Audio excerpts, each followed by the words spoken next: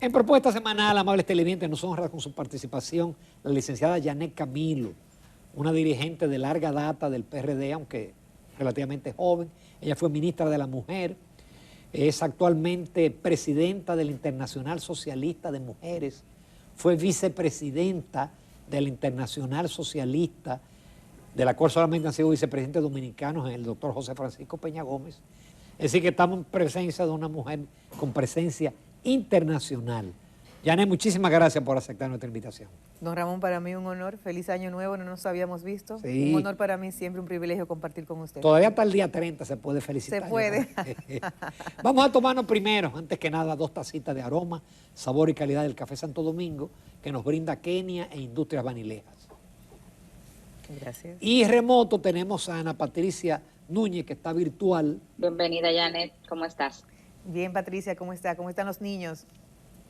Bien, gracias a Dios. Ya no son niños, ya hay Son uno de hombres. 15 años que siendo Núñez, Núñez II, mide casi 6 pies, lo cual es una gran cosa. Bueno, Patricia, digo, Sí. que le digo a un amigo, voy para el hotel y voy con mis niños y me llama y me dice, mira, te tengo una muchacha para que te los cuide. Y digo, no, mis niños tienen 21 y 17. Váyate.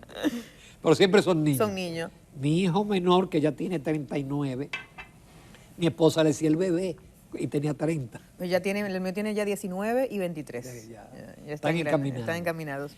Yanet, ¿qué significa ser presidenta de la Internacional Socialista de Mujeres? El país, gracias a Peña Gómez, se afilió y conoce bien, pero ¿cuántos partidos están afiliados? ¿Cuáles son tus responsabilidades? Y vamos a decir, ¿qué eventos importantes tienen en lo inmediato o en los próximos meses? Bueno, don Ramón, la Internacional Socialista después de la Segunda Guerra Mundial en el 51 se reorganizó y de ahí acá pues tenemos 143 partidos que son miembros de la Internacional Socialista, que es una ONG que aglutina pues los partidos socialistas, socialdemócratas y laboristas de todo el mundo y tiene varios órganos internos. Uno es que organiza las juventudes, que es la IUCI, y otro organiza las mujeres, que es la Internacional Socialista de Mujeres. Bueno, en 77 años que tiene la Internacional Socialista de Mujeres, por primera vez una latinoamericana la dirige.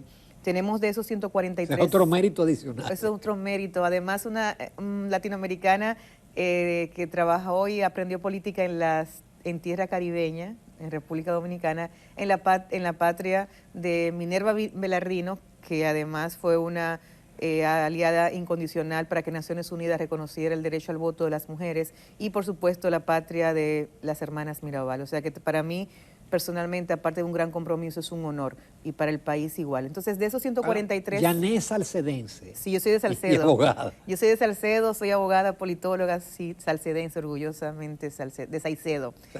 Y bueno, de esos 143 partidos, 115 son parte de la Internacional Socialista de Mujeres. Tenemos 3 idiomas oficiales, español, inglés y francés, y actualmente tenemos también un ejecutivo que lo conforman 12 mujeres vicepresidentas. Yo fui vicepresidenta de la Internacional de Mujeres 6 años, dejé la vicepresidencia ahora y asumí la presidencia, un cargo también electivo, que participamos en el Congreso en el mes de noviembre del año pasado. ¿Qué tiempo dura la presidencia? Dura 4 años 4 la presidencia, años. sí. Y como presidenta de la Internacional Socialista de Mujeres, soy vicepresidenta de la Internacional Socialista, que también en noviembre la asumió la dirección Pedro Sánchez, el presidente del gobierno español. En ese sentido, Miguel Vargas Maldonado es vicepresidente y es el presidente del Comité Latinoamericano de la Internacional Socialista. La Internacional Socialista de Mujeres es una entidad a lo interno de la internacional que procura pues empujar la agenda de la igualdad desde el ámbito político, sobre todo para hacer incidencia en los partidos políticos, de visibilizar y desarrollar liderazgos femeninos en nuestros partidos a nivel mundial y por supuesto apoyar las causas que conlleven a garantizar los derechos de las mujeres. Tenemos actividades el año completo, un calendario bien fuerte y bueno, iniciamos en el mes de marzo, participando en la Comisión Jurídica de la Condición de la Mujer de Naciones Unidas, la CSW 67, y en esta oportunidad el tema de la reunión es las mujeres en el mundo digital, en la educación digital, los desafíos que tienen mujeres y niñas para poder insertarse en el área digital, en las carreras de tecnología, donde definitivamente somos menos. En ese sentido, tenemos dos actividades. El lunes 6 de marzo vamos a realizar un conversatorio con la sociedad civil sobre el tema de los desafíos de las mujeres y las niñas para avanzar y cerrar la brecha digital. Y el día 8 de marzo, con el gobierno español y con representantes de varios organismos internacionales, tenemos un conversatorio dentro de Naciones Unidas sobre la situación de las mujeres en Irán y los derechos fundamentales que, por supuesto, no tienen las mujeres iraníes. Ahí y mataron una recientemente porque no llevaba el velo. El año pasado mataron a una joven, la policía, porque no llevaba el velo, y eso pues ha desatado definitivamente polémicas a nivel mundial. Y en Irán pues hay un grupo de mujeres que se han organizado, han salido a las calles para defender sus derechos. Entonces, ese conversatorio será sobre eso, sobre todo después que el Consejo de Seguridad de Naciones Unidas pues también tomó una resolución en base a esa violación a los derechos fundamentales de las personas, y en este caso de las mujeres, que se le violó al ser matada pues precisamente por las autoridades que deben de cuidar la seguridad, como es la policía. Entonces tenemos ese debate en Naciones Unidas y tendremos reuniones con la nueva directora de ONU Mujeres y con varios organismos internacionales en reuniones bilaterales, fortaleciendo, por supuesto, y visibilizando las mujeres socialistas, laboristas y socialdemócratas. Es importante que sepan que actualmente pues Europa ha recuperado gran plaza de partidos laboristas, socialistas, socialdemócratas, desde Alemania, que hoy lo dirige un partido también miembro de la Internacional Socialista. Los países nórdicos hay 4 que son miembros de la Internacional Socialista, y recientemente, aparte de España, Portugal, el primer ministro de Portugal, Antonio, que es el que, por cierto, usted que le gusta esos temas, ha propuesto la fórmula para el manejo de la energía renovable en Europa, y que precisamente la Unión Europea está trabajando sobre esa fórmula que plantea el gobierno portugués, que también es socialdemócrata y además un amigo, don Antonio. Y países en África pues también son socialdemócratas, y aquí precisamente Lula, por ejemplo, acaba de asumir el gobierno y uno de sus primeros ministros es el presidente del PDT, que es un partido miembro de la Internacional Socialista, Carlos Lupi, que además es vicepresidente y un gran amigo nuestro. Vamos ya a la parte política, Janet, porque tú, encima de otro, eres una dirigente política del PRD. Ustedes van con candidaturas independientes, no hay alianza.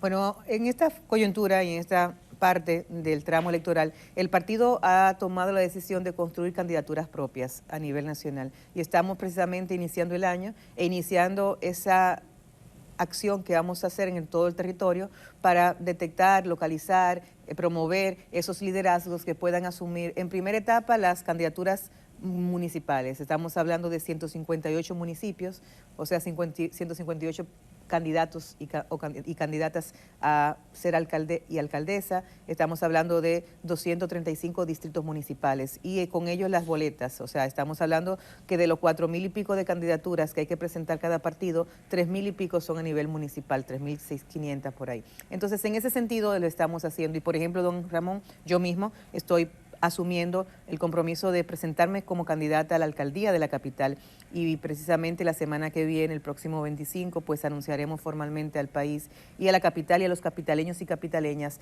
nuestra decisión de hacerlo, para ir detrás de la candidatura, porque a partir del día 5 de julio los partidos políticos nos abocamos al calendario electoral de determinar, por el mecanismo que determinen los estatutos partidarios y cada dirección, las candidaturas para cargos electivos. Entonces, en ese sentido, estamos trabajando. Si vamos solos o no, la realidad es que todas las encuestas, si usted maneja encuestas, dejan claro en el panorama político que al día de hoy ningún partido gana solo ninguna candidatura.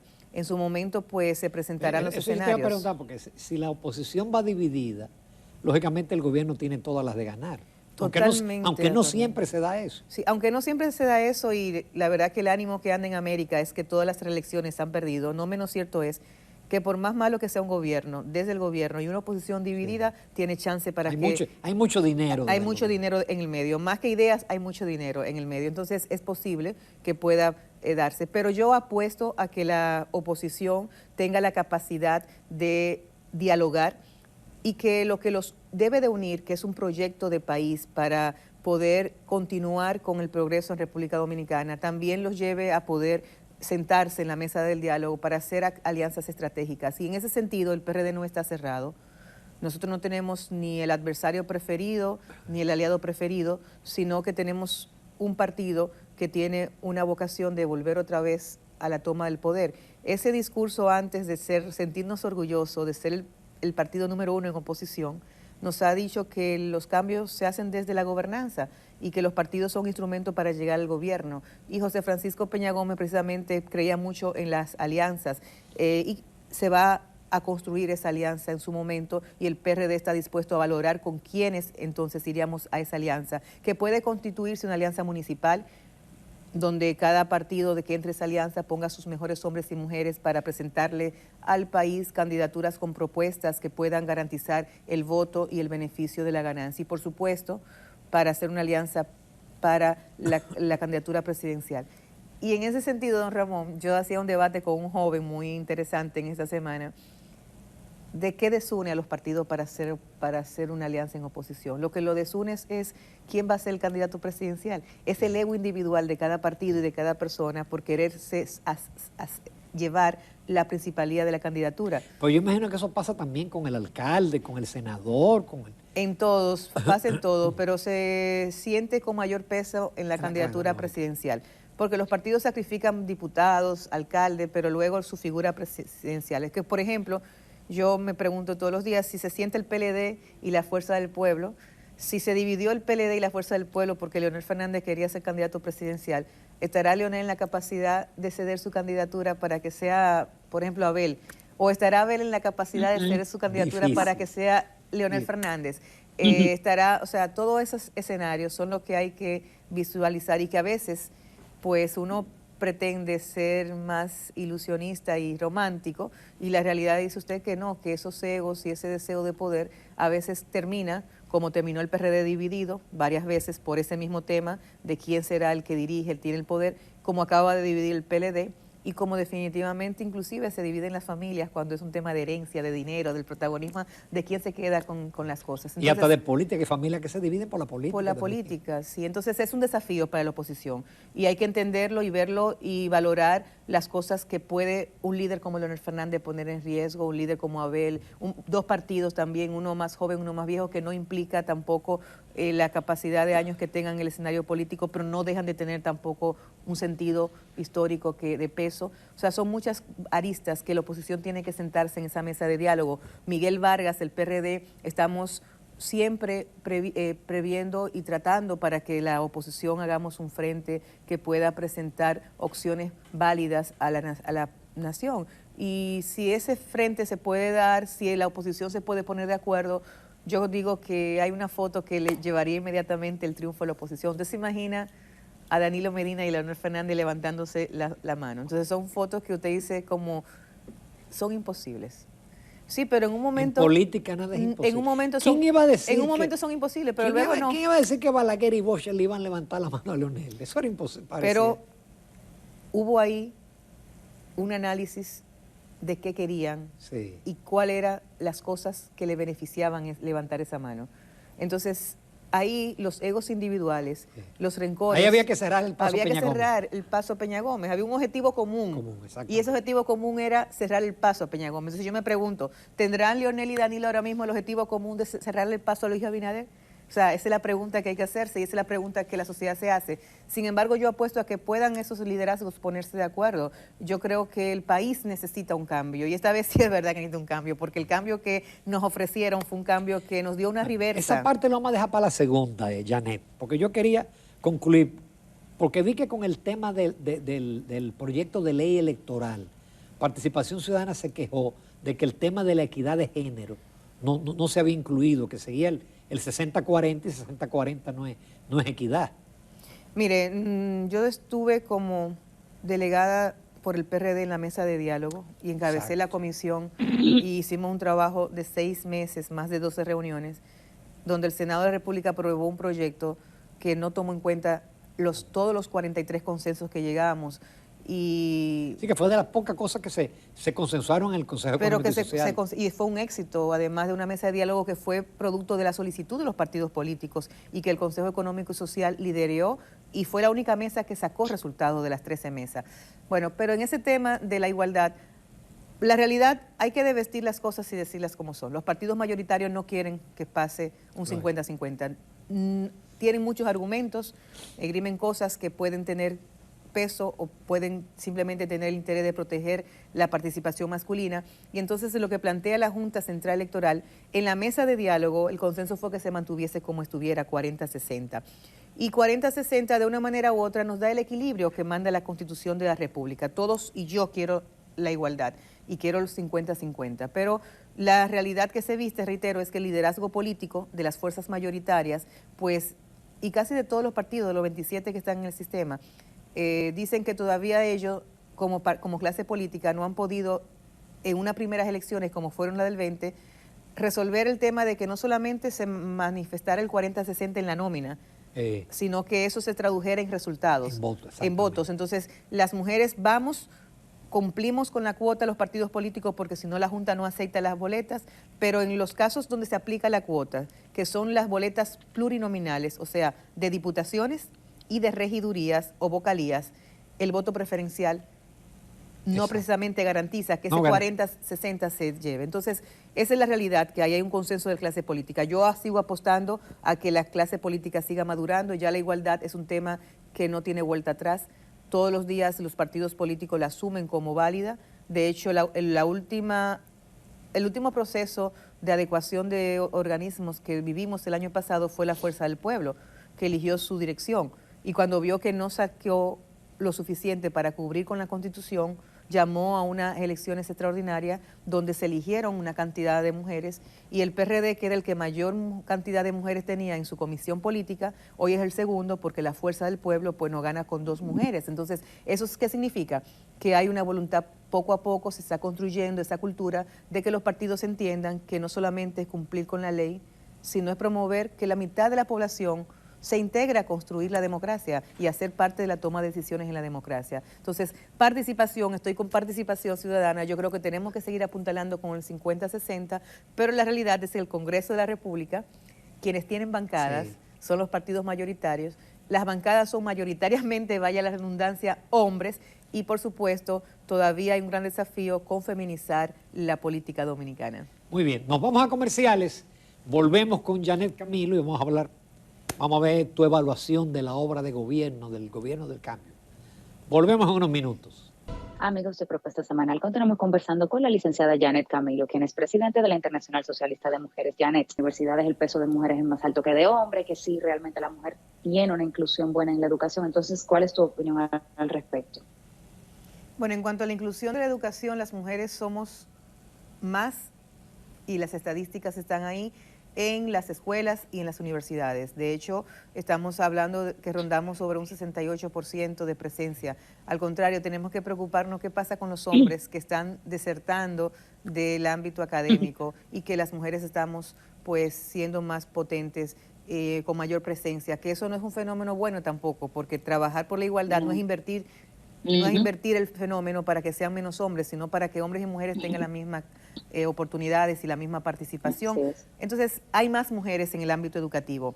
Si la educación nuestra es buena o es mala es otra cuestionante. Si producimos los profesionales que demanda el mundo laboral es otra cuestionante. Lo que sí es una realidad es que somos más las mujeres en el mundo educativo, en las universidades, como estudiantes, en la escuela, pero somos menos en el mundo laboral.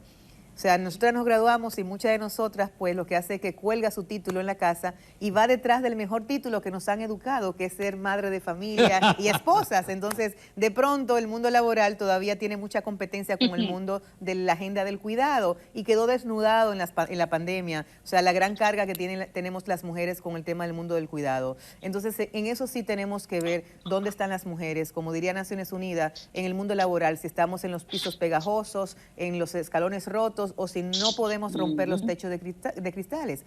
Y con el tema de no romper los techos de cristales, pues República Dominicana tiene un espejo muy importante para demostrar. Si tú te dices, ¿cuántas mujeres están dirigiendo las principales empresas del país? Son casi todas hombres. estamos hablando que Ligia Bonetti está dirigiendo una empresa, es una CEO, y en el mundo seguimos siendo menos las mujeres CEO del mundo empresarial. Pero si tú te vas al área del banco, que tu papá es parte del área bancaria, muchas mujeres en las áreas de servicios, porque somos buenas administrando servicios, sobre todo de una sonrisa, pero cuando nos vamos a los consejos de dirección, a las vicepresidentas, somos unas o dos de esos consejos, o sea, seguimos teniendo menos espacio. Antes no había. Bueno, hemos avanzado, claro, pero comenzando de que hemos avanzado en el mundo laboral. Del año 1901, que precisamente en 1907 comenzaron las mujeres laboristas a reclamar los derechos laborales, tenemos que recordar que en República Dominicana, en el año 1950, fue que el Código Laboral, por vez primera, reconoce a la mujer como ente laboral y le otorga derechos. O sea que en ese sentido hemos avanzado, pero sigue siendo un desafío. Yo creo que sí estamos en el mundo educativo aprendiendo, formándonos, capacitándonos. De hecho, en la política, a un hombre no se le exige titularidad para ser candidato. Las mujeres tenemos que tener titularidad. ¿Y qué tú estudiaste? ¿Estás especializada? ¿Y cuántos idiomas tú hablas? Y, o sea, y el hombre a veces no habla ni un buen español y nos exigen ese tema de la capacitación. Y las mujeres, y tú lo sabes, porque también eres mujer y lo has vivido, vivimos con ese continuo interiormente compromiso de superarnos y de mejorarnos en el mundo profesional. Sigue, Ana Patricia, tira la otra pregunta ahí. Así es. Bueno, Janet, entonces cerrando este tema, ¿cuál sería vamos a decir, tu briefing o un balance de lo que ha sido esta gestión de gobierno, que nos abocamos ya al tercer año y un año preelectoral? Mira, Ana Patricia, todos los gobiernos tienen luces y sombras, como lo tenemos todos los seres humanos. Lo que pasa es que cuando tú creas tantas expectativas y luego tú vas a la gobernanza y todo lo que tú has criticado lo haces como parte de tus banderas, y todas esas expectativas que tú creaste, todos esos ofertas que tú diste se mantienen simplemente en no lograrlas, en que las expectativas se le va cayendo a la gente y tú dices, bueno, y esto que nos prometieron quedó como un sueño, no se cumplió, promesas incumplidas. Uno comienza pasando un balance por el gobierno, que ha sido un gobierno que le ha mentido al país. Fue un partido que tuvo un discurso en la oposición para ganarse la simpatía electoral, y luego cuando asumió el gobierno, desde que lo asumió, desde el primer día, ese discurso del PRM en oposición y de Luis Abinader fue totalmente contrario. El tema de los préstamos. Aquí hay legisladores y funcionarios que no pueden hablar. ¿Por qué? Porque hicieron una campaña en desacreditar los gobiernos del PLD en base a que eran gobiernos que tomaban demasiado prestado. Y sin embargo, en lo que va de años de gobierno, 27 meses, han tomado prestado este gobierno 24,000 millones de pesos, de dólares. Y no estoy contando los últimos préstamos que se cogieron este año, ni estoy contando que colocaron deudas en bonos, 300 y pico de millones, comenzando el año. Entonces, la Cámara de Diputados y el Senado se han convertido en levantar la mano, o sea, es sellar todos esos préstamos. No le explican al país para qué son los préstamos. Entonces, el gobierno dice que hay mucho dinero. Si yo tengo mucho dinero y que me rinde el dinero, yo no cojo prestado. Y tú dices, ¿dónde está ese dinero que se coge prestado? O sea, cuando tú te endeudas, tú tienes que producir para pagarlo. Entonces, ese dinero va o al Banco de Reserva o al Banco Central. Bueno, que ese dinero se ha introducido en el Banco Central para poder tener sostenibilidad a la divisa y que no se transparente la realidad del peso dominicano frente al dólar y poder mantener una macroeconomía un poco más sana. Perfecto, pero expliquémosle al país que nos estamos endeudando. La CEPAL dice que somos entre los 5 países del año pasado de mayor crecimiento y que lo mantendremos este año, pero al mismo tiempo dice que estamos dentro de los 5 países que más hemos empobrecido en estos últimos 2 años. O sea que ese desarrollo económico, esa sostenibilidad en el tema de la macroeconomía no se transfiere al tema del bienestar social de la gente. Entonces, el gobierno prometió. Los otros días el presidente Danilo dijo que este era un gobierno de pico y pala, y es la verdad. ¿Cuántas veces tú lo ves inaugurando obras que no sean obras del sector privado? O sea, si tú te buscas la mayoría de obras que el presidente ha ido... O conclusión de obras heredadas del gobierno anterior. Exactamente, pero mire, hasta en eso tienen debilidades, porque el actual ministro de Educación dijo que habían 700 y pico de escuelas que no estaban terminadas, pero avanzadas, y esas escuelas no han sido terminadas en 2 años, donde el mismo ministro dice, y el año escolar que inició el año pasado lo demuestra, que todavía faltan aulas. Entonces es un gobierno que no cumple con esa agenda que tenía en la demanda social que el país necesita. Y poco a poco los cuentos, las historias se van cayendo cuando tú ves la realidad. El tema de la inseguridad. O sea, aquí todo el mundo se recuerda que Luis Abinader trajo en la época de campaña a un exalcalde de Nueva York, que por cierto está ligado con temas cuestionables en la justicia estadounidense en su momento. Entonces, y tenía un supuesto plan y dijo, y lo puedes buscar, palabras textuales de él, que en el primer año él iba a terminar con la inseguridad en este país. En el primer año. Y aquí todos los días pasan hechos devastadores con el tema de la inseguridad. O sea, aquí volvimos otra vez al tener miedo a pararnos en un semáforo y de que alguien nos baje el cristal y nos asalte.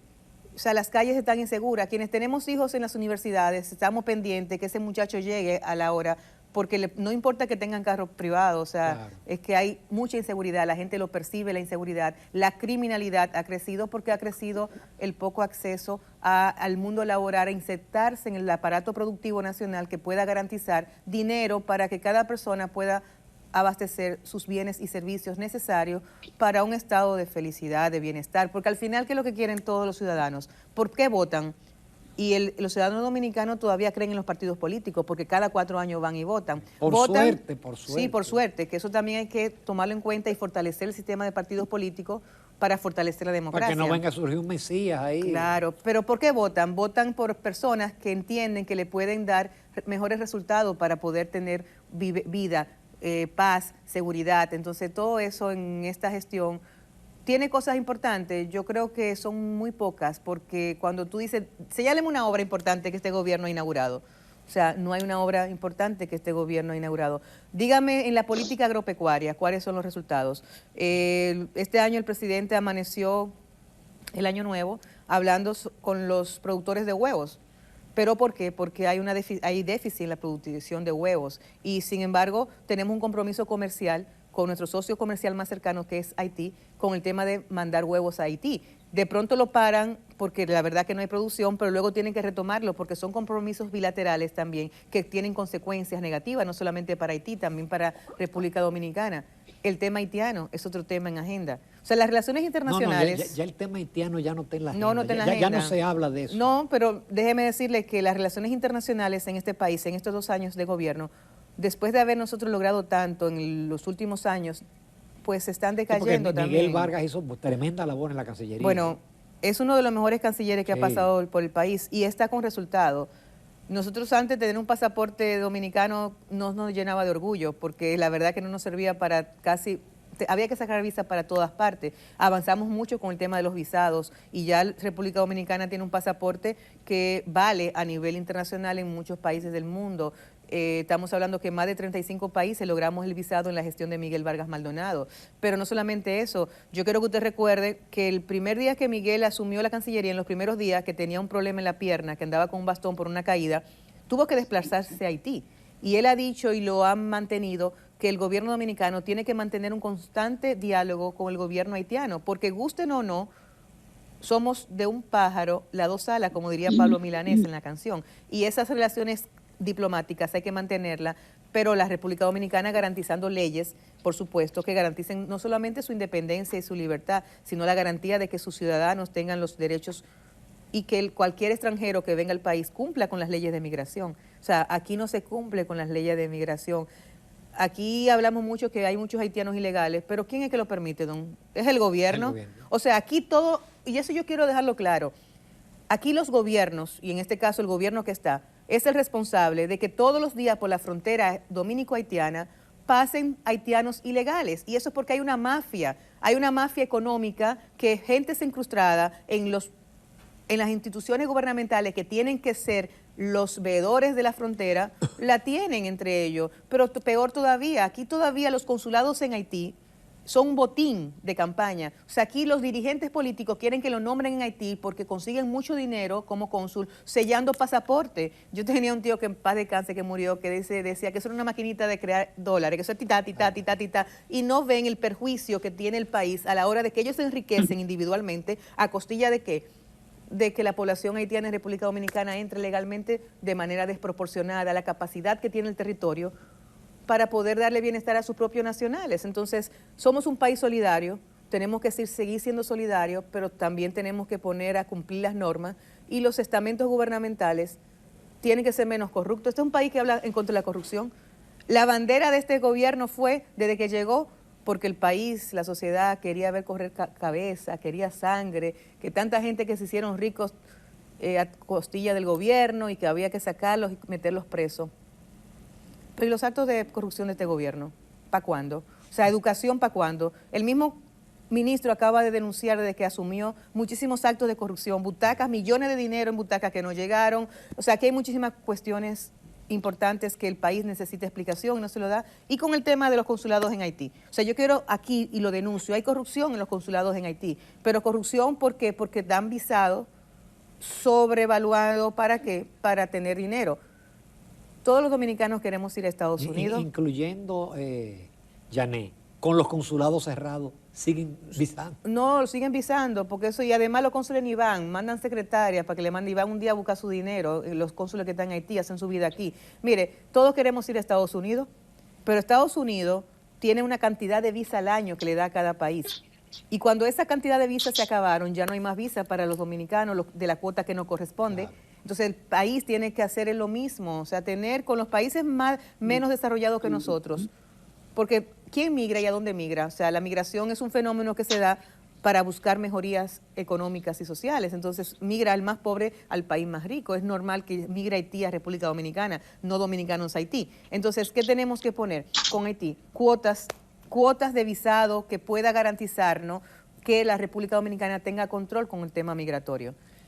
Y eso no se hace. Y todo eso el gobierno prometió también resolverlo. Y como usted dice, lo que ha hecho este gobierno es que ha sacado de la agenda el tema haitiano porque eso no le da votos, por supuesto. Entonces este es un gobierno que todo lo que tiene que ver con decisiones, con conflictos, con problemas vitales del país, lo pone a un lado para buscar los temas que sí sean populistas y que por supuesto le generen votos, simpatía, haciendo cuentos. Pero yo soy reitero de la que digo que mi abuela decía que para mantener una mentira hay que tener muy buena memoria, porque hay que recordarse de la primera mentira, porque las mentiras son cadenas, y este gobierno lo que tampoco tiene es buena memoria, porque no recuerda todo lo que prometió y todo lo que, por ende, ha incumplido en estos 27 meses que tiene gobernando. Qué pena no tener más tiempo, porque Janet es una pico de oro en materia de... Janet.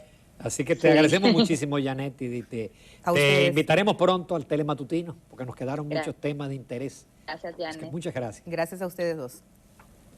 Nos vamos a comerciales, amables televidentes. Continuamos con Propuesta Semanal.